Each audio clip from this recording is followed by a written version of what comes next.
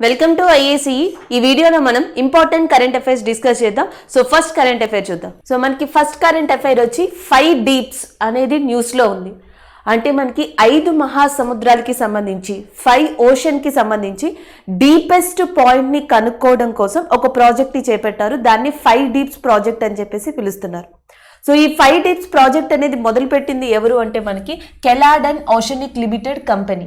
So Caladan and Oceanic Limited అనే company ఈ 5 deeps ocean అనే ప్రాజెక్ట్ని స్టార్ట్ చేసింది. ప్రపంచంలో ఉన్న మహాసముద్రాల యొక్క లోతుని కనుక్కోవడం కోసం సో ఈ ప్రాజెక్ట్ స్టార్ట్ అయిందని చెప్పొచ్చు. అలాగే మనకి కెలాడ్ అండ్ ఓషనిక్ కంపెనీ అనే దాన్ని ఎవరు స్టార్ట్ చేశారు అంటే విక్టార్.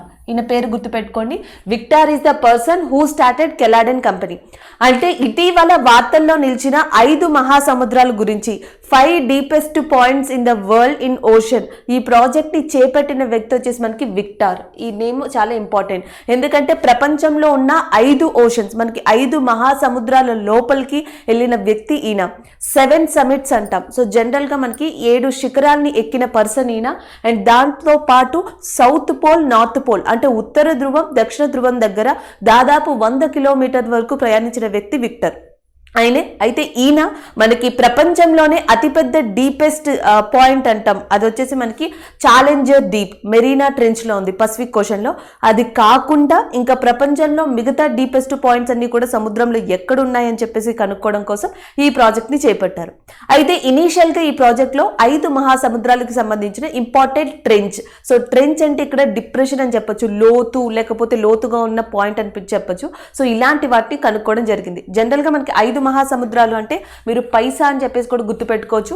పి అంటే మనకి పసిఫిక్ ఓషన్ వస్తుంది, అండ్ ఏ అంటే అట్లాంటిక్ ఓషన్, అండ్ ఐ అంటే మనకి ఇండియన్ ఓషన్, అగైన్ ఐ అంటే ఆర్కిటిక్ ఓషన్, అండ్ ఎస్సీ అంటే సౌత్రన్ ఓషన్. సో మనకి హిందూ మహాసముద్రం, అట్లాంటిక్ మహాసముద్రం, ఆర్కిటిక్ మహాసముద్రం, and Pacific and Southern ocean. So జనరల్గా నార్మల్గా చూసుకుంటే ఫస్ట్ నుంచి అంటే ఓషన్ ఏర్పడి నుంచి చూసుకుంటే ఓషన్ ఏర్పడినప్పుడు అర్త్ మీద సో మనకి మహాసముద్రం ఏర్పడినప్పుడు 5 మహాసముద్రాలు లేవు, ఒకే మహాసముద్రం ఉంది అని చెప్తారు. దాన్నే పాంజియా అని చెప్పేసి ప్యాంథాలసా అని చెప్పేసి పిలుస్తారు. సో ఆ ప్యాంథాలసా విడిపోయి 5 మహాసముద్రాల కింద ఏర్పడింది. అయితే ఇప్పటి వరకు మనకు తెలిసింది పసిఫిక్ ఓషన్లో మనకి అతిపెద్ద ట్రెంచ్ వచ్చేసి మెరీనా ట్రెంచ్. ప్రపంచంలోనే అతి లోతైన పాయింట్ మనకి పసిఫిక్ ఓషన్లోని మెరీనా ట్రెంచ్లో ఉంది. సో దానినే మనం ఏమని పిలుస్తామంటే ఛాలెంజర్ డీప్ అని పిలుస్తాం. ఇప్పటి వరకు మీకు అర్థమై ఉండాలి. ఆల్రెడీ పసిఫిక్ ఓషన్లో 10,902 మీటర్స్ దగ్గర నుంచి 10,990 మీటర్స్ మధ్యలో ఉన్న లోతులో ఉన్న ఒక డీపెస్ట్ పాయింట్ని ఆల్రెడీ కనుగొన్నారు. దానికి ఛాలెంజర్ డీప్ అని చెప్పేసి పేరు పెట్టారు. అయితే మనకి ఎలా అడగచ్చు, ఇటీవల 5 డీప్స్ ప్రాజెక్ట్ అనేది న్యూస్లో ఉంది. అయితే ప్రపంచంలో అతి లోతైన పాయింట్ ఏది అంటే ఛాలెంజర్ డీప్. ఏ ఓషన్కి సంబంధించి అంటే పసిఫిక్ ఓషన్, లేదా ఏ ట్రెంచ్కి సంబంధించి అంటే మెరీనా ట్రెంచ్ అని చెప్పి గుర్తుపెట్టుకోవాలి. అయితే ఇప్పుడు ఈ ప్రాజెక్ట్లో ఏం కనుక్కున్నారు అంటే ఇండియన్ ఓషన్కి సంబంధించి అతి లోతైన ట్రెంచ్గా, అతి లోతైన పాయింట్గా జావా ట్రెంచ్ని కనుగొన్నారు.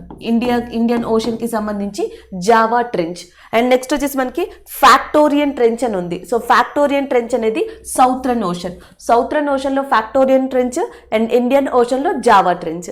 అండ్ నెక్స్ట్ వచ్చేసి మనకి అట్లాంటిక్ ఓషన్ ఉంది. సో అట్లాంటిక్ ఓషన్లో Puerto Rico. So Puerto Rico అనేది మనకి అట్లాంటిక్ ఓషన్లో డీపెస్ట్ ట్రెంచ్.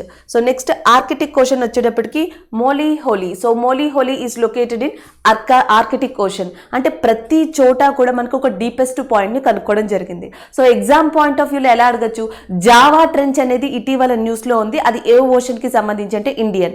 ఫ్యాక్టోరియన్ అంటే సౌత్రన్ ఓషన్, మెరీనా ట్రెంచ్ అంటే Pacific ocean, and next Puerto రైకో అంటే అట్లాంటిక్ ఓషన్. సో మూలీ అంటే that is in Arctic ocean. ఇలా మనం గుర్తుపెట్టుకోవాల్సి ఉంటుంది.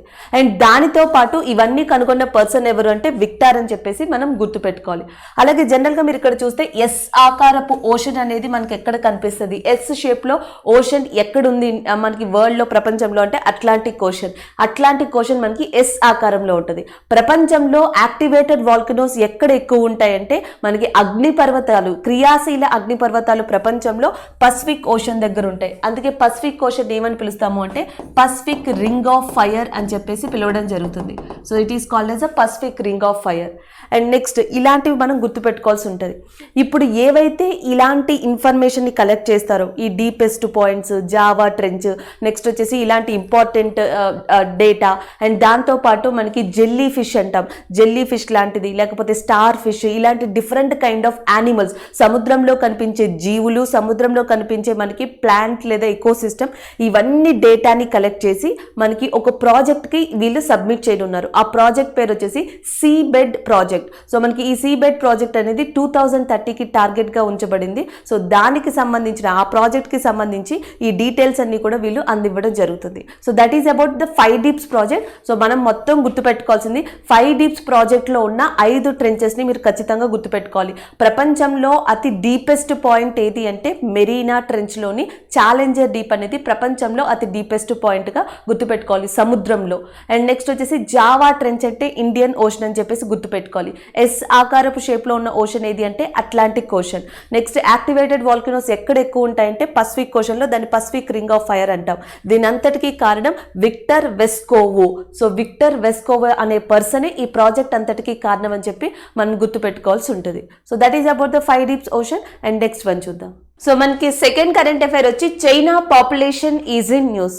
సో రీసెంట్గా చైనాకి సంబంధించిన పాపులేషన్ డేటా లేదా సెన్సస్ అనేది ఇవ్వబడింది. దాని గురించి చూద్దాం. సో గత సంవత్సరంతో అంటే గత ప్రీవియస్ సెన్సెస్తో కంపేర్ చేసుకుంటే చైనా పాపులేషన్ అనేది స్లో గ్రోత్ రేట్ని చూపించింది. అంటే మనకి 2010లో చూసుకుంటే దీని యొక్క గ్రోత్ జనాభా పెరుగుదల 0.57% చూపించింది. అయితే ఇప్పుడు జనాభా పెరుగుదల 0.53% చూపించింది. అంటే గత జనాభా లెక్కల కన్నా ఈసారి వచ్చిన జనాభా లెక్కల ప్రకారం చైనా యొక్క జనాభా అభివృద్ధి గ్రోత్ రేట్ అనేది తక్కువగా ఉంది అని చెప్పడం జరుగుతుంది. అండ్ దట్టు ఎంత పర్సెంటేజ్ అంటే 0.53%. అసలు చైనాలో ఫస్ట్ పాపులేషన్ అనే దాన్ని ఎప్పుడు మనకి కన్సిడర్ చేశారంటే 1953 the first census of China.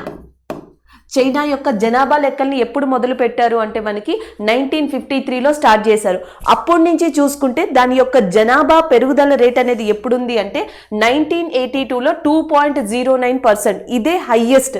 1982లో 2.09% జనాభా అభివృద్ధి రేటుని చైనా చూడడం జరిగింది. యాక్చువల్గా ప్రపంచంలోనే మోస్ట్ పాపులేటెడ్ కంట్రీ, అత్యధిక జనాభాగా ఉన్న దేశంగా మనకి చైనా ఆల్రెడీ ఫస్ట్ స్థానంలో ఉందని తెలుసు. అయితే 1953 నుంచి సెన్సెస్ని వీళ్ళు కౌంట్ చేయడం స్టార్ట్ చేశారు 1953 నుంచి. అప్పటి నుంచి చూసుకుంటే వీళ్ళ జనాభా 1953 నుంచి ఇప్పుడు వరకు వచ్చిన సెన్సస్ మొత్తం అన్ని చూసుకుంటే ఏ జనాభా లెక్కల్లో వీళ్ళ యొక్క పాపులేషన్ అనేది అత్యధికంగా గ్రో అయింది అంటే 1982 సెన్సస్లో 2.09%. అందుకని యాక్చువల్గా 1970, 1980, 1970, 1980 ఈ సంవత్సరాల మధ్యలో చైనా అత్యధికమైన పాపులేషన్ని చూసింది. అత్యధిక జనాభా వృద్ధి అనేది చైనా కంట్రీలో కనిపించింది ప్రపంచవ్యాప్తంగా చూసుకుంటే. అందుకే 1979లో చైనా ఒక ప్రోగ్రామ్ని స్టార్ట్ చేసింది. దాని పేరు one child programme. So one child programme ఏ కంట్రీకి సంబంధించింది అంటే చైనా కంట్రీకి సంబంధించింది. అది ఎప్పుడు స్టార్ట్ చేసిందంటే 1979.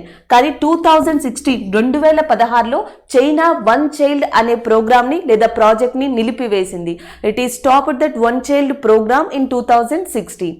ఇది మనకి మెయిన్గా చైనా పాపులేషన్లో ముందరగా తెలుసుకోవాల్సింది. అండ్ దట్ నెక్స్ట్ ఏం చేశారంటే working age. So men and women, so అటు మనకి పురుషులకి అండ్ స్త్రీలకి సంబంధించిన వర్కింగ్ ఏజ్ రిపోర్ట్ కూడా ఈ సెన్సస్లో ఇవ్వడం జరిగింది. సో మెన్కి వచ్చేటప్పటికి 60 years అనేది వాళ్ళ వర్కింగ్ ఏజ్ రిటైర్మెంట్గా చెప్తున్నారు. అండ్ విమెన్కి వచ్చేటప్పటికి 55 years అనేది వర్కింగ్ ఏజ్ రిటైర్మెంట్. సో స్త్రీలకు వచ్చేటప్పటికి వాళ్ళ రిటైర్మెంట్ ఏజ్ 55 అండ్ నెక్స్ట్ మెన్కి వచ్చేటప్పటికి వాళ్ళ రిటైర్మెంట్ ఏజ్ 60గా వాళ్ళు చెప్పడం జరిగింది. So this is all the data which is given by the China census. So రీసెంట్గా చైనా జనాభా లెక్కల ప్రకారం చైనా ఇచ్చిన పాపులేషన్ డేటా ప్రకారం సో మనకి వచ్చిన వాల్యూస్ ఏంటి అంటే ఇది విడుదల చేసిన డేటా రిపోర్టు ప్రకారం జనాభా పెరుగుదల అనేది ఇంక్రీజ్గా ఉందా లేదా డిక్రీజ్గా ఉందా గత compare to the previous years అని అడిగితే ఇట్ ఈస్ డిక్రీజ్ అని చెప్పొచ్చు. ఇంకా ముందుకెళ్ళి 2020, 2010తో కంపేర్ చేస్తే అంటే 2010లో 0.57% ఉంటే 2020లో 4% తగ్గింది, 0.53% ఉంది. అండ్ నెక్స్ట్ మళ్ళీ వచ్చేసి 1953లో ఫస్ట్ సెన్సస్ ఇచ్చారని చెప్పి మనం గుర్తుపెట్టుకోవాలి. అలాగే ప్రపంచంలో అత్యధిక జనాభా గల కంట్రీస్, టాప్ 5 కంట్రీస్లో ఒకటి ఫస్ట్ వచ్చేసి మనకి చైనా, అండ్ రెండోది వచ్చేసి మనకి ఇండియా, అండ్ మూడోది వచ్చేసి USA. So first country China, and second country India, third country USA, and fourth వచ్చేసి మనకి ఇండోనేషియా. ప్రపంచంలోనే అత్యధిక జనాభా గల 4వ కంట్రీగా ఇండోనేషియా ఉంది, 5వ కంట్రీగా మనకి బ్రెజిల్ ఉంది. సో ఇవి మనం గుర్తుపెట్టుకోవాల్సింది. China, India, USA and as well as Indonesia, Brazil, ఇవి ప్రపంచంలో అత్యధిక జనాభా గల దేశాలు, 5 దేశాలు. అయితే యుఎన్ ఇటీవల ఒక రిపోర్ట్ ఇవ్వడం జరిగింది, యునైటెడ్ నేషన్. అది ఇచ్చిన రిపోర్టు ప్రకారం చైనాని ఇండియా పాపులేషన్ దృష్ట్యా బీట్ చేస్తుంది, అంటే ముందరికెళ్తుంది అని చెప్పేసి రిపోర్ట్ ఇవ్వడం జరిగింది. అంటే ప్రపంచంలో అత్యధిక జనాభా గల చైనా దేశాన్ని, ఆ స్థానాన్ని ఇండియా త్వరలో ఆక్రమించుకోనుంది, ఇండియా త్వరలో ఆ పొజిషన్కి రానుంది అని చెప్పేసి యుఎన్ రిపోర్ట్ ఇవ్వడం జరిగింది. ఆ త్వరలో ఏ ఇయర్గా యుఎన్ చెప్పింది అంటే 2025, 2025 కల్లా చైనాని అధిగమించి భారతదేశం ప్రపంచంలో కల్లా అత్యధిక జనాభా గల దేశంగా అవ్వడానికి ఛాన్స్ ఉంది అని చెప్పేసి యునైటెడ్ నేషన్ తను ఇచ్చిన రిపోర్ట్లో కూడా చెప్పడం జరిగింది. అయితే మనం గుర్తుపెట్టుకోవాల్సింది ఏంటంటే రీసెంట్గా చైనా పాపులేషన్ ప్రకారం దాని జనాభా అభివృద్ధిలో మనకి స్లో గ్రోత్ రేట్ అనేది కనిపించింది. జనాభా పెరుగుదల ఉంది, కానీ compare to the previous years slow growth rate. Next వచ్చేసి ఫస్ట్ జనాభా రేట్ ఎప్పుడు స్టార్ట్ చేశారంటే 1953లో. 1 చైల్డ్ ప్రోగ్రామ్ ఎవరికి సంబంధించింది అంటే చైనాకి సంబంధించింది. నెక్స్ట్ 3 మోస్ట్ పాపులేటెడ్ కంట్రీస్ ఏవి అంటే చైనా, ఇండియా, యుఎస్ఏ. యుఎన్ ఇచ్చిన రిపోర్టు ప్రకారం ఇండియా ఎప్పటికి పాపులేషన్ అధిగమించవచ్చు అంటే 2025, 2025 కల్లా అధిగమించే అవకాశాలు ఉన్నాయి. దాంతోపాటు నెక్స్ట్ ప్రపంచంలో మనకి అత్యధికంగా ఏరియా ఉన్నది, ఏరియా వైజ్ కూడా గుర్తుపెట్టుకోవాల్సి ఉంటుంది. ఏరియా ఉన్నది రష్యా అయితే, అండ్ ప్రపంచవ్యాప్తంగా అత్యధిక జనాభా ఉన్న కంట్రీ చైనాగా మనం గుర్తుపెట్టుకోవాల్సి ఉంటుంది. అలాగే చైనా ఇటీవల న్యూస్లో ఎక్కువగా కనిపిస్తూ ఉంటుంది, దానికి సంబంధించి కూడా చూద్దాం. సో చైనా న్యూస్లో ఉండడానికి ఒకటి కారణం వచ్చేసి లాంగ్ 5 మార్చ్ బి అనే ర్యాకెట్. సో చైనా ఇటీవల తన కంట్రీ యొక్క biggest racket long March 5B అనేది లాంచ్ చేసింది. అది కాస్త ఏ ఓషన్లో కూలిపోయింది అంటే ఇండియన్ ఓషన్లోకి వెళ్ళిపోవడం జరిగింది.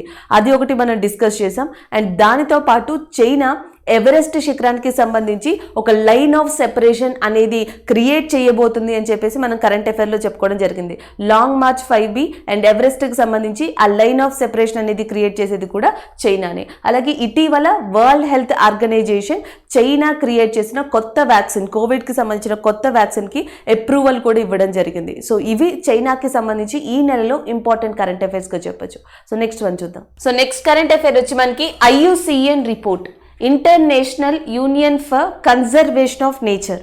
సో IUCN ఇటీవల ఒక రిపోర్ట్ని ఇవ్వడం జరిగింది. అది కూడా దేనికి సంబంధించి అంటే ప్లాంట్స్, అంటే మనకి ట్రీస్ కానీ లేకపోతే నెక్స్ట్ వచ్చేసి స్పీషియస్, వివిధ రకాలైన జంతువుల గురించి ఒక రిపోర్ట్ని ఇచ్చింది. ఆ రిపోర్ట్ పేరు వచ్చేసి మనకి conservation and conflicts. So IUCN ఇటీవల రిలీజ్ చేసిన రిపోర్ట్ పేరు వచ్చేసి మనకి కన్జర్వేషన్ అండ్ కాన్ఫ్లిక్ట్స్ అనే రిపోర్ట్ని ఇవ్వడం జరిగింది.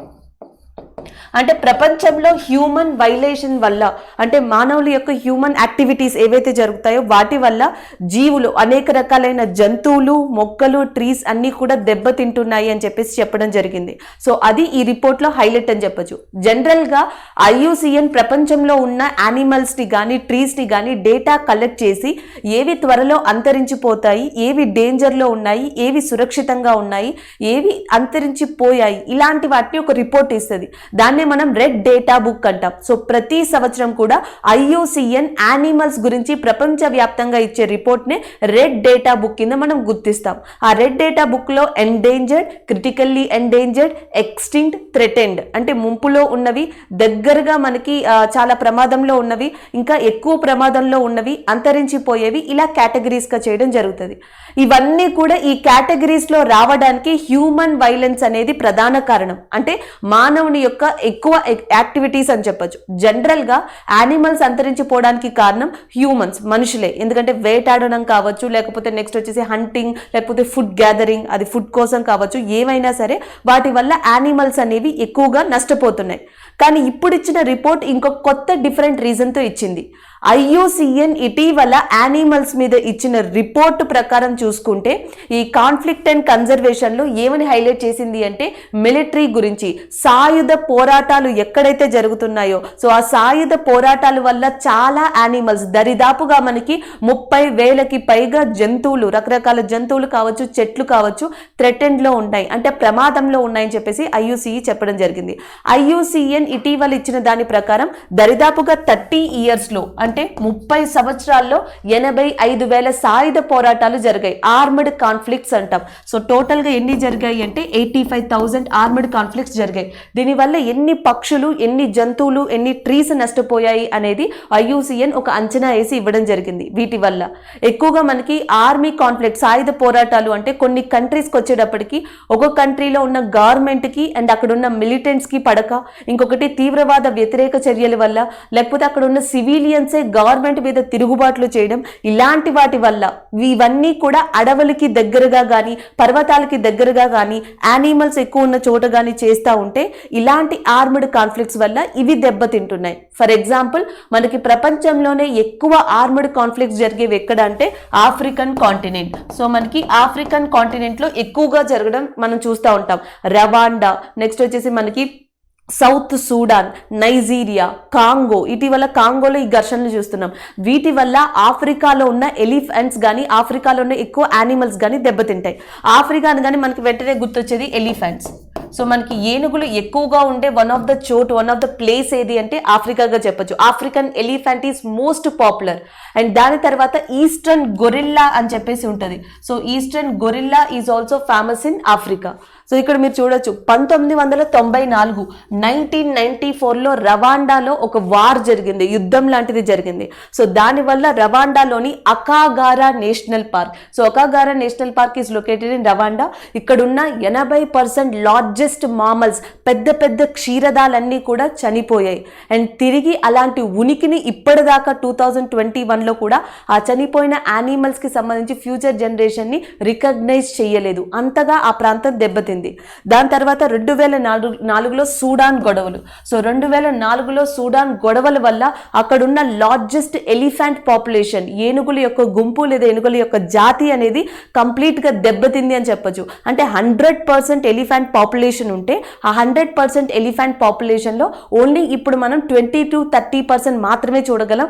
మిగిలిన 70% కూడా 2004లో జరిగిన ఆర్మ్డ్ కాన్ఫ్లిక్ట్స్ అంటే సాయుధ పోరాటాల వల్ల నష్టపోవడం జరిగింది. అండ్ దాని తర్వాత మనకి ఇటీవల IUCN ఇచ్చిన దాని ప్రకారం ప్రపంచవ్యాప్తంగా ఈస్టర్న్ గొరిల్లాస్ కానీ, ఎలిఫెంట్స్ కానీ, నెక్స్ట్ ఇక్కడ మీరు చూడొచ్చు దీన్ని పిగ్మీ ట్రైజర్ అని చెప్పి పిలుస్తారు. పిగ్మీ ట్రైజర్ ఈ జీవి ఎక్కువగా ఎక్కడ దొరుకుతుంది అంటే ఇండోనేషియా. సో ఇండోనేషియాలో ఉండే అరుదైన జీవి ఏది అంటే పిగ్మీ ట్రైజర్. దీని గురించి కూడా ఒక హైలైట్ చేసింది. ఏమని చెప్పింది అంటే ప్రపంచంలో జరిగే సాయుధ పోరాటాల వల్ల యానిమల్స్ అనేవి చనిపోతున్నాయి, యానిమల్స్ పాపులేషన్ తగ్గిపోతుంది. అండ్ ఇంకొకటి ఎక్కువ పాపులేషన్ ఉండేవి తక్కువ పాపులేషన్కి వస్తున్నాయి. అంటే ఎక్కువ సమూహంగా ఉండేవి, ఎక్కువ నెంబర్ ఆఫ్ జాతులు కలిగి ఉండేవి చాలా తక్కువ అయిపోతున్నాయి. ఎగ్జాంపుల్కి ఈ పిగ్మీ ట్రైజర్ని చెప్పొచ్చు. 1920లో ఇండోనేషియాలో పిగ్మీ ట్రైజర్స్ ని అఫీషియల్ గా గుర్తించారు. సో దాని తర్వాత చూసుకుంటూ వస్తే 2021కి దీని యొక్క పాపులేషన్ ఎంత తగ్గిపోయింది అంటే 80% తగ్గిపోయింది. IUCN మొట్టమొదటిగా దీన్ని రికగ్నైజ్ చేసినప్పుడు థ్రెటెండ్ స్పీషియస్ గా రికగ్నైజ్ చేసింది. అంటే మేబీ ముంపు ఉండొచ్చు అని చెప్పి. ఇప్పుడు ఎండేంజర్డ్ లోకి రావడం జరిగింది. అంటే అంతరించిపోయే దశకి ఇది వచ్చింది అని చెప్పేసి IUCN చెప్పడం జరిగింది. అంటే IUCN రిపోర్ట్ ఇచ్చిన ప్రకారం పిగ్మీ ట్రైజర్ అనేది మనకి ఇప్పుడు ఏంటి అంటే ఎండేంజర్డ్ అని గుర్తుపెట్టుకోవాలి. ఎక్కడ దొరుకుతుంది అంటే ఇండోనేషియాలో.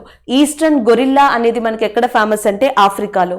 ఆఫ్రికన్ ఎలిఫెంట్స్ అంతరించిపోవడానికి IUCN రిపోర్ట్ ప్రకారం ఏది ఒక కారణం అంటే మిలిటరీ కాన్ఫ్లిక్ట్స్ అనేది ఒక కారణం. ఇప్పుడు మనకి అజర్బైజాన్, అర్మేనియన్ అనే ప్రాంతంలో సివిల్ వార్స్ జరుగుతున్నాయి. ఆ ప్రాంతంలో కూడా మనకి రకరకాల బర్డ్స్ అనేవి చాలా ఫేమస్ ఆ ఏరియాలో, పక్షులు. సో వీళ్ళు గన్స్ కాల్చుకోవడం వల్ల కానీ లేకపోతే నెక్స్ట్ ఎక్స్ప్లోజన్స్ వాడడం వల్ల కానీ ఆ పక్షులన్నీ పక్షులన్నీ చనిపోవడం, ఆ పక్షులన్నీ కూడా గాయపడడం జరుగుతుంది. ఇక ఇండియా విషయానికి వస్తే, ఇండియాలో ఎస్పెషల్లీ మనకి హిమాలయన్ ప్రాంతం, హిమాలయన్ బయోడైవర్సిటీ హాట్స్పాట్స్ అంటాం, ఇవన్నీ దెబ్బతింటున్నాయని IUCN చెప్పింది. IUCN రిపోర్టు ప్రకారం ఏ బయోడైవర్సిటీ ఇండియాలో ఆర్మ్డ్ కాన్ఫ్లిక్ట్స్ వల్ల ఎక్కువ దెబ్బతింటుంది అంటే హిమాలయన్ బయోడైవర్సిటీ. ఎందుకంటే మనకి హిమాలయన్లోనే హెమీస్ నేషనల్ పార్క్ ఉంది, జిమ్ కార్బెట్ నేషనల్ పార్క్ ఉంది, దుధువా నేషనల్ పార్క్ ఉంది, and we have a lot of areas are there. మనకి బర్డ్స్ ఉన్నాయి, లెపర్డ్ ఉంది, రకరకాల పక్షులు ఉన్నాయి. ఇవన్నీ దెబ్బతినడానికి కారణం హిమాలయాల్లో జరిగే ఆర్మ్డ్ కాన్ఫ్లిక్ట్. ఎందుకు జరుగుతుంది అంటే, ఒకటి ఇండో పాకిస్తాన్ మధ్య ప్రాబ్లం కావచ్చు, ఇంకొకటి వచ్చేసి ఇండో చైనా మధ్య ప్రాబ్లం కావచ్చు. ఈ రెండింటి వల్ల ఎక్కువగా ఇక్కడ ఉన్న జంతువులు కానీ, పక్షులు కానీ, చెట్లు కానీ దెబ్బతింటున్నాయని IUCN రిపోర్ట్ ఇచ్చింది. అదే సౌత్ ఇండియాకి వస్తే ఈ ప్రాబ్లం వెస్టర్న్ ఘాట్స్ దగ్గర ఎక్కువ కనిపిస్తుంది. అంటే ఇండియా మొత్తంలో వెస్టర్న్ ఘాట్స్, పశ్చిమ కనుమలు అండ్ నెక్స్ట్ హిమాలయన్ ప్రాంతాలు ఈ ఆర్మడ్ కాన్ఫ్లిక్ట్స్ వల్ల నష్టపోతున్నాయి. ప్రపంచవ్యాప్తంగా ఆఫ్రికన్ ఖండం లేదా ఆఫ్రికన్ కాంటినెంట్ అనేది ఈ మిలిటరీ కాన్ఫ్లిక్ట్ వల్ల దెబ్బతింటుంది అని ఇటీవల international union for conservation of nature ఇచ్చిన రిపోర్ట్ ప్రకారం చెప్పబడింది. So that is about that IUCN report. Next one చూద్దాం. సో నెక్స్ట్ కరెంట్ అఫైర్ వచ్చి మనకి Assam flood report is in news. So Assam flood report న్యూస్లో ఉంది. రీసెంట్గా అస్సాం రాష్ట్రం యొక్క స్టేట్ డిజాస్టర్ మేనేజ్మెంట్ యునిసెఫ్తో కలిసి ఫ్లడ్స్కి సంబంధించి ఒక డిజిటల్ రిపోర్ట్ని స్టార్ట్ చేసింది. So that's why it is in news. So Assam disaster management, state disaster force and as well as UNICEF, ఈ పేరు గుర్తుపెట్టుకోవాలి. సో ఏ ఇంటర్నేషనల్ ఆర్గనైజేషన్తో అస్సాం అనేది ఒక ఒప్పందం కుదుర్చుకుంది అంటే యునిసెఫ్తో. యునిసెఫ్, అస్సాం రాష్ట్రంలోని డిజాస్టర్ మేనేజ్మెంట్ రెండూ కలిసి అస్సాం రాష్ట్రంలో వచ్చే వరదల మీద ఒక డిజిటల్ డేటా రిపోర్ట్ని ఇవ్వనున్నాయి. Digital data report. అయితే ఇక్కడ మనకి ఇంపార్టెంట్ ఏంటంటే వరదలు అనేవి కామన్, రిపోర్ట్స్ ఇవ్వడం అనేది కూడా కామన్. అయితే మొట్టమొదటిగా భారతదేశంలో వరదల మీద ఒక డిజిటల్ రిపోర్ట్ ఇచ్చే స్టేట్గా అస్సాం ఫస్ట్ ర్యాంక్లో నిలిచింది. అండ్ సెకండ్ థింగ్, ఒక ఇంటర్నేషనల్ ఆర్గనైజేషన్ దీంట్లో ఇన్వాల్వ్ అవడం అనేది ఫస్ట్ టైం. అంటే రెండు విషయాలు ఇందులో ఇంపార్టెంట్. యునిసెఫ్ అనేది ఇందులో ఇన్వాల్వ్ అయ్యింది అండ్ ఆ రిపోర్ట్ని డిజిటల్ రిపోర్ట్గా ఇస్తున్నారు. ఈ రెండు కూడా ఈ కరెంట్ అఫైర్లో ఇంపార్టెంట్. అంటే ఎలా అడగచ్చు, ఇటీవల ఏ స్టేట్ యొక్క వరదలకి సంబంధించి డిజిటల్ రిపోర్ట్ అనేది మొట్టమొదటిసారిగా ఏర్పరిచారు అని అడుగుతారు, అస్సాం. లేదా ఇటీవల అస్సాం డిజిటల్ ఫ్లడ్స్ రిపోర్ట్ కి సంబంధించి ఏ అంతర్జాతీయ సంస్థ దీనితో టైఅప్ అయింది అని అడుగుతారు, యునిసెఫ్. సో యునిసెఫ్ యొక్క హెడ్ క్వార్టర్స్ కూడా గుర్తుపెట్టుకోవాలి. యునిసెఫ్ హెడ్ క్వార్టర్స్ వచ్చేసి మనకి న్యూయార్క్ లో ఉంది. అయితే యాక్చువల్గా మనకి ఈ ఫ్లడ్ రిపోర్ట్ ఏంటి అనేది తెలియాలి. ఎందుకంటే అస్సాంలో ఫ్లడ్స్ రావడం అనేది కామన్, భారతదేశంలో జనరల్ గా వరదలు అనేవి కామన్. అయితే అస్సాంలో వరదలు రావడానికి మెయిన్ రీజన్ గా మనం ఏ రివర్ ని చెప్పొచ్చు అంటే బ్రహ్మపుత్ర రివర్. అందుకే సారో ఆఫ్ అస్సాం, అస్సాం దుఃఖదాయిని అని చెప్పి ఏ రివర్ ని పిలుస్తారు అంటే బ్రహ్మపుత్ర నదిని పిలవడం జరుగుతుంది. అయితే ప్రతి సంవత్సరం కూడా ఎస్పెషల్లీ మే 15th నుంచి అక్టోబర్ 15th మధ్యలో, ఈ డేట్ గుర్తుపెట్టుకోవాల్సిన అవసరం లేదు, ఈ పాయింట్ గుర్తుపెట్టుకోవాలి. బ్రహ్మపుత్ర నది వల్లే అస్సాంలో మనకి వరదలు వస్తాయి. అయితే మే 15th నుంచి అక్టోబర్ 15th మధ్యలో ఈ ఫ్లడ్స్ అనేవి అస్సాంలో కామన్. అందుకని డైలీ బేస్ మీద ఈ వరదల గురించి అస్సాం ఒక డేటా రిపోర్ట్ని కలెక్ట్ చేయాల్సి ఉంటుంది. అండ్ ఫినాన్షియల్గా ఎంత నష్టపోయారు, ఎన్ని ఇల్లు పడిపోయినాయి, లేకపోతే ఎంతమంది ప్రజలు చనిపోయారు, ఎంత నష్టం వాటిల్లింది, డైలీ బేసిస్ రిపోర్ట్ అనేది కంపల్సరీ. అయితే ఇది వరకు ఇది మాన్యువల్గా ఉండేది, మాన్యువల్గా ఈ రిపోర్ట్ని ఇవ్వడం జరిగింది. ఇప్పుడు యునిసెఫ్ రావడం వల్ల ఏమవుతుంది అంటే వెబ్ క్యామ్స్ని కానీ టెక్నాలజీ కానీ యూజ్ చేసి కంప్లీట్గా ఈ డైలీ డేటాని డిజిటల్ డేటా రూపంలో ఇవ్వనున్నారు. సో అది ఇక్కడ హైలైట్ అని చెప్పచ్చు. రెండోది, అస్సాం అనగానే మనకి వరదలు అనగానే వెంటనే గుర్తొచ్చే ప్రాంతం గౌహతి. ఎందుకంటే గౌహతి అనేది మనకి అస్సాం ప్రాంతంలోనే బౌల్ షేప్లో ఉంటుంది. సో గౌహతి అనే ప్రాంతం ఎలా ఉంటుంది అంటే బౌల్ షేప్లో ఉంటుంది. దానివల్ల ఈ బ్రహ్మపుత్ర నది హై స్లోప్ ఏరియా నుంచి వచ్చి ఈ ఏరియాలో మొత్తం కంప్లీట్ గా ఫిల్ అయిపోవడం జరుగుతుంది. దానివల్ల అత్యధికమైన వరదలు గౌహతి లాంటి ప్రాంతాల్లో ఎక్కువగా కనిపిస్తాయి. అలాగే ఏ నేషనల్ పార్క్ ఎక్కువగా నష్టపోతుంది ఈ వరదల వల్ల అంటే Manas national Park. So Manas national park అనేది మనకి ఏ స్టేట్ లో ఉంది అంటే అస్సాంలో ఉంది అని చెప్పేసి గుర్తుపెట్టుకోవాలి. ఇవి మనం ఎక్కువగా గుర్తుపెట్టుకోవాల్సినవి. అయితే భారతదేశంలో ఏ నదుల వల్ల ఏ ప్రాంతాల్లో ఎక్కువగా వరదలు వస్తాయంటే బ్రహ్మపుత్ర వల్ల అస్సాం, అరుణాచల్ ప్రదేశ్ లో ఎక్కువగా వరదలు రావడం జరుగుతుంది. అలాగే నెక్స్ట్ కోసి లాంటి నదుల వల్ల మనకి బీహార్లో ఎక్కువగా వరదలు వస్తాయి. అండ్ కోసి కాకుండా నెక్స్ట్ వచ్చేసి గంగా నది వల్ల ఉత్తరాఖండ్, ఉత్తరప్రదేశ్, బీహార్, వెస్ట్ బెంగాల్లో వరదలు రావడానికి కారణం గంగా. కోసి అంటే ఎస్పెషల్లీ బీహార్. అలాగే నెక్స్ట్ మహారాష్ట్ర, తెలంగాణ, ఆంధ్రప్రదేశ్లో ఎక్కువగా వరదలు రావడానికి రీజన్ గోదావరి నది. ఇవి భారతదేశంలో ఎక్కువ వరదల్ని కలిగిస్తాయి. ఒకటి సౌత్ ఇండియాలో గోదావరి నది, నార్త్ ఈస్ట్ ఇండియా ఈశాన్య రాష్ట్రంలో Brahmaputra, and next North India ఉత్తర భారతదేశంలో గంగా నదులు ఎక్కువగా భారతదేశంలో వరదలు సంభవించడానికి కారణమైన నదులు. ఇవి మనం గుర్తుపెట్టుకోవాలి.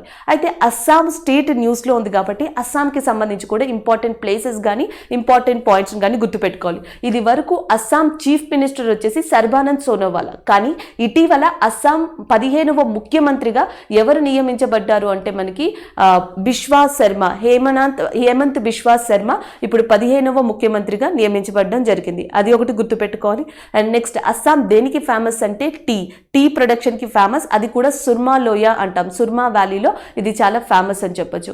అండ్ నెక్స్ట్ వచ్చేసి అస్సాంలో మనకి ఇంపార్టెంట్ బ్రహ్మపుత్ర నది, దాని మీద కట్టిన బ్రిడ్జ్ ఏది అంటే బోగీబిల్ బ్రిడ్జ్ని కట్టారు. అస్సాంలో ఉంటే నేషనల్ వాటర్వే ఏది అంటే నేషనల్ వాటర్వే 2, జాతీయ జలధారి రెండోది మనకి అస్సాం రాష్ట్రంలో ఉంది అని చెప్పేసి గుర్తుపెట్టుకోవాలి. అస్సాం ఏ దానితో బోర్డర్ని షేర్ చేసుకుంటుంది అంటే బంగ్లాదేశ్తో అస్సాం బోర్డర్ని షేర్ చేసుకోవడం జరుగుతుంది. ఇవి మనం అస్సాం ప్రాంతం గురించి ఎక్కువగా గుర్తుపెట్టుకోవాల్సినవి. అలాగే ప్రపంచంలో అతిపెద్ద రివరిన్ ఐలాండ్ అంట మజూలీ. ప్రపంచంలోనే ద లార్జెస్ట్ రివరిన్ ఐలాండ్ మజూలీ. ఇది ఉన్నది కూడా మనకి అస్సాంలోనే, బ్రహ్మపుత్ర నది క్రియేట్ చేసింది. ప్రపంచంలో ఒక ఐలాండ్ డిస్టిక్ గా ఉంది ఏ ప్లేస్ లో అంటే అస్సాంలోనే. ఈ మజూలీ అనే ఐలాండ్ ని డిస్టిక్ గా కూడా మార్చారు, ఒక జిల్లాగా దీన్ని రికగ్నైజ్ చేయడం జరిగింది.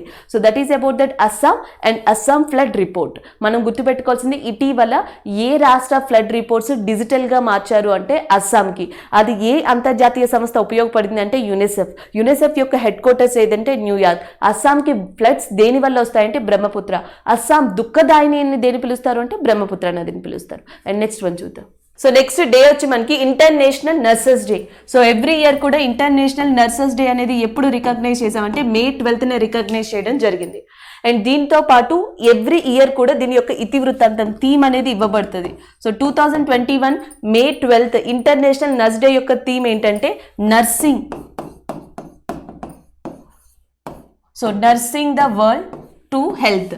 So nursing the world to health అనేది దీని యొక్క ఇతివృత్తాంతం. సో 2021 థీమ్ ఏంటి అంటే nursing the world to health అనేది నర్సెస్ డే యొక్క ఇతివృత్తాంతంగా గుర్తుపెట్టుకోవాలి. ప్రతి సంవత్సరం May 12th మనం ఇంటర్నేషనల్ నర్స్ డే, అంతర్జాతీయ నర్స్ డే జరుపుకోవడానికి మెయిన్ రీజన్ ఏంటి అంటే Florence Nightingale. So Florence nightingale జ్ఞాపకార్థం ప్రతి సంవత్సరం కూడా ఇంటర్నేషనల్ నర్స్ డేని 1965 నుంచి జరపడం స్టార్ట్ చేశారు. అంటే international nurse day May 12th, కానీ ఫ్లోరెన్స్ నైటింగేల్ జ్ఞాపకార్థం 1965 నుంచి స్టార్ట్ చేశారు.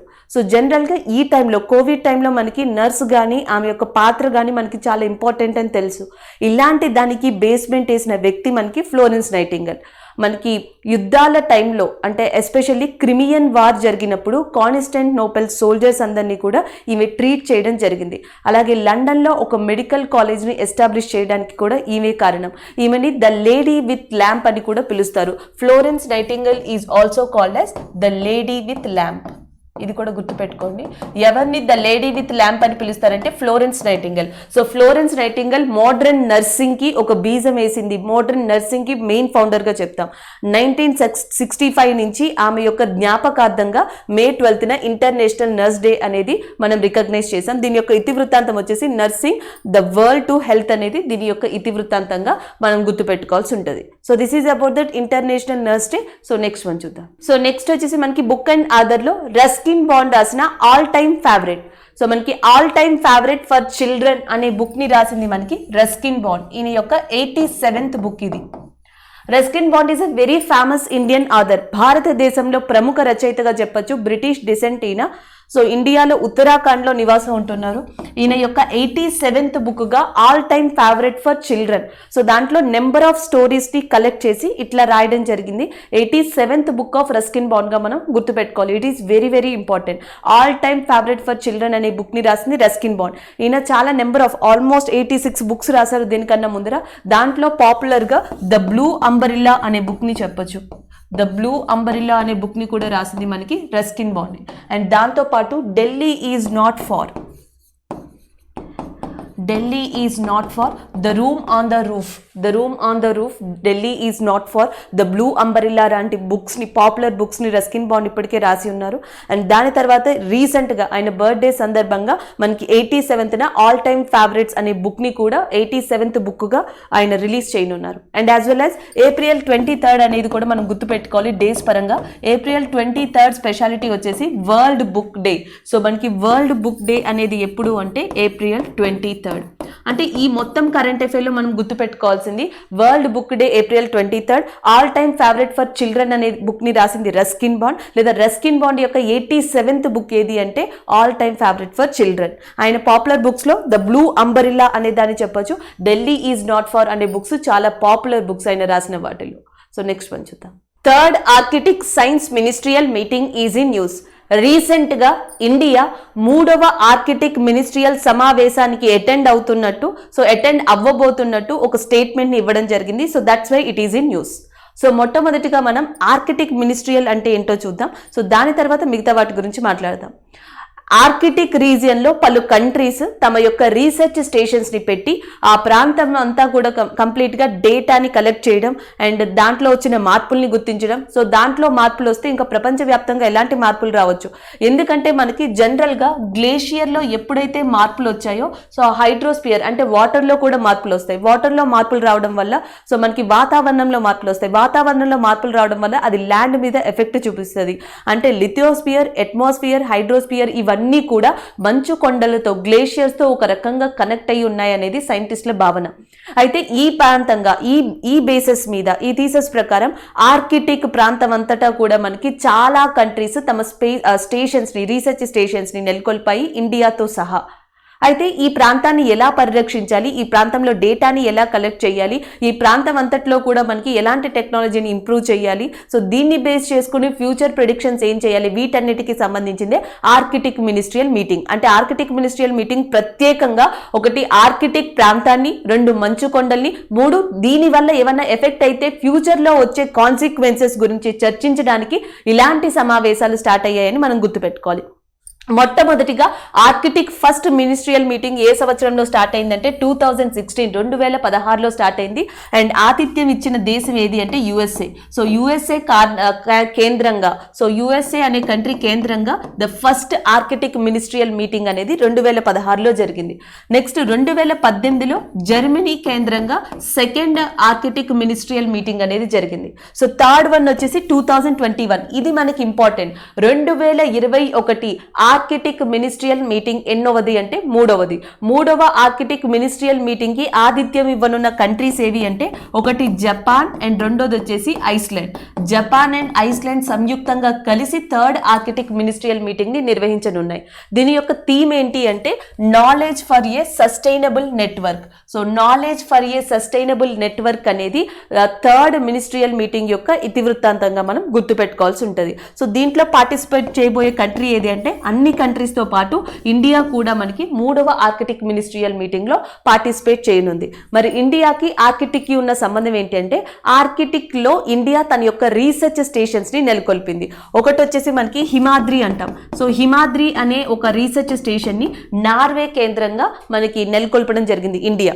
అలాగే ఆర్కిటిక్ పరిశోధనలకి సంబంధించి ఇండియా వైపు మనకి కొలాబరేట్ అవ్వడానికి, ఇండియా వైపు ఇదంతా కూడా కంప్లీట్గా కంట్రోల్ చేయడానికి గోవాలో ఒక అబ్జర్వేషన్ సెంటర్ని కూడా పెట్టారు. సో ఆర్కిటిక్ ఎక్స్పెడిషన్స్ కి సంబంధించి ఒక అబ్జర్వేషన్ సెంటర్ అనేది మనకి గోవా కేంద్రంగా ఉంది.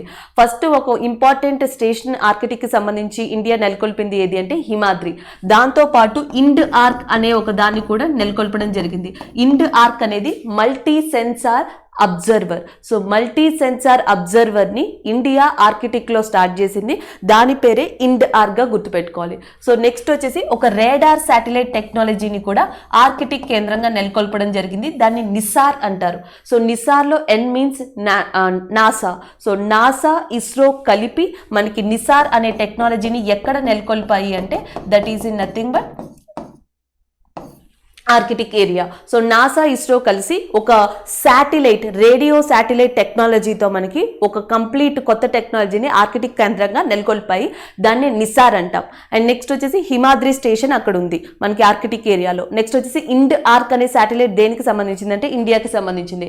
ఈ ఎక్స్పెడిషన్స్ అన్నిటికీ సంబంధించి కేంద్రం ఇండియాలో ఏది అంటే మెయిన్గా గోవాగా మనం గుర్తుపెట్టుకోవాల్సి ఉంటుంది. So this is about the third Arctic science ministerial meeting. Current affair పరంగా ఫస్ట్ మనం గుర్తుపెట్టుకోవాల్సింది ఈ సంవత్సరం ఆతిథ్యం ఇచ్చే కంట్రీస్ ఏవి అంటే Japan and Ireland. And next వచ్చేసి మనకి నాలెడ్జ్ ఫర్ సస్టైనబుల్ నెట్వర్క్ అనేది దీని యొక్క ఇతివృత్తాంతంగా మనం గుర్తుపెట్టుకోవాలి. దాని తర్వాత ఇండియాకి సంబంధించిన ఆర్కిటిక్ లో ఉన్న స్టేషన్ హిమాద్రి. ఈ 3 పాయింట్స్ చాలా చాలా ఇంపార్టెంట్. ఇది వరకు ఫస్ట్ మీటింగ్ యుఎస్ఏలో జరిగింది, సెకండ్ మీటింగ్ అనేది జర్మనీలో జరిగింది. So this is important about the Arctic science ministerial meeting. So ఈ రోజు మనం చెప్పిన కరెంట్ అఫైర్స్ యొక్క రివ్యూ అనేది చూద్దాం. సో ఫస్ట్ వచ్చేసి మనకి 5 డీప్స్ అనే దాని గురించి డిస్కస్ చేసాం. అంటే 5 మహాసముద్రాలు, Atlantic, Indian, Southern, Arctic, Pacific ocean గురించి, డీపెస్ట్ పాయింట్ గురించి డిస్కస్ చేసాం. ఈ ప్రాజెక్ట్ ని విక్టర్ అనే పర్సన్ రికగ్నైజ్ చేశారు అని. ప్రపంచంలో అతి డీపెస్ట్ పాయింట్ వచ్చేసి మనకి ఛాలెంజర్ డీప్, అది ఎక్కడుందంటే Marina trench in Pacific Ocean అని చెప్పి డిస్కస్ చేసాం. అండ్ దాని తర్వాత థర్డ్ ఆర్కిటిక్ సమావేశం. సో థర్డ్ ఆర్కిటిక్ మినిస్ట్రియల్ సమావేశం ఈ సంవత్సరం ఎక్కడ జరగబోతుంది అంటే జపాన్ అండ్ నెక్స్ట్ ఐస్లాండ్, ఈ 2 కంట్రీస్ దీనికి ఆతిథ్యం ఇవ్వనున్నాయని చెప్పి డిస్కస్ చేసాం. దీని యొక్క ఇంపార్టెన్స్, ఇండియాకి సంబంధించి ఆర్కిటిక్ ఉన్న రిలేషన్ గురించి మనం డిస్కస్ చేయడం జరిగింది. అండ్ నెక్స్ట్ వచ్చేసి IUCN రిపోర్ట్. సో ఏ ప్రదేశాలు ఏ జంతువులు నష్టపోతున్నాయని చెప్పేసి IUCN మిలిటరీ కాన్ఫ్లిక్ట్, సాయుధ పోరాటాల కారణంగా జంతువులు అండ్ పలు ప్లేసెస్, కి సంబంధించిన ప్లేసెస్ నష్టపోతున్నాయని IUCN రిపోర్ట్ ఇచ్చింది. సో దాంట్లో భాగంగా మనం పిగ్మీ ట్రైజర్ అనే దాని గురించి డిస్కస్ చేసాం. పిగ్మీ ట్రైజర్ ఒకటి ఇండోనేషియాలో ఉంది, ఈస్టర్న్ గొరిల్లా ఆఫ్రికాలో ఉంది, African elephants, Himalayan biodiversity spots, western Ghats, ఇవన్నీ కూడా మనం నష్టపోతున్నాం ఎక్కువగా అని IUCN రిపోర్ట్ ఇవ్వడం జరిగింది. అండ్ దాని తర్వాత చైనా పాపులేషన్ గురించి చెప్పాం. సో స్లైట్లీ డిక్రీజెస్, దాని యొక్క స్లో గ్రోత్ రేట్ ఉంది అని చెప్పి రికగ్నైజ్ చేసాం. అలాగే చైనా పాపులేషన్ 1953లో స్టార్ట్ అయిందని చెప్పుకున్నాం. ఇండియా చైనాని ఎప్పుడు బీట్అవుట్ చేయనుంది UN రిపోర్ట్ ప్రకారం అంటే 2025. మోస్ట్ పాపులేటెడ్ కంట్రీస్ ఒకటి చైనా, 2 ఇండియా అండ్ 3వది వచ్చేసి USA, 4 ఇండోనేషియా, 5 బ్రెజిల్. ఈ 5 కంట్రీస్ గురించి చెప్పాం. అండ్ నెక్స్ట్ వచ్చేసి అస్సాం ఫ్లడ్ ని డిజిటల్ రిపోర్ట్ కింద ఈ సంవత్సరం ఇవ్వనున్నారు. సో దానికి సహాయం చేసే అంతర్జాతీయ సంస్థ ఏది అంటే యునిసెఫ్. సో మనం ఇక్కడ 2 అంతర్జాతీయ సంస్థలు చూసాం ఈ కరెంట్ అఫైర్ లో. International union for conservation of nature అనే దాన్ని ఒకటి, నెక్స్ట్ వచ్చేసి యునిసెఫ్ అనే దాన్ని ఒకటి. నెక్స్ట్ యునిసెఫ్ హెడ్ క్వార్టర్స్ వచ్చేసి మనకి న్యూయార్క్లో ఉంది. ఇంటర్నేషనల్ నర్స్ డే అనేది ఎప్పుడు అంటే May 12. ఎవ్రీ ఇయర్ కూడా ఇంటర్నేషనల్ నర్స్ డే అనేది May 12న రికగ్నైజ్ చేయబడుతుంది. అలాగే రస్కిన్ బాండ్ తన 87th బుక్ని రాశారు, 87వ బుక్. సో దానికి పేరు all time favourite for children అని పెట్టడం జరిగింది. 87th బుక్గా దాన్ని రిలీజ్ చేయనున్నారు. దాని గురించి డిస్కస్ చేసాం. So this is all for today current affairs. Thank you.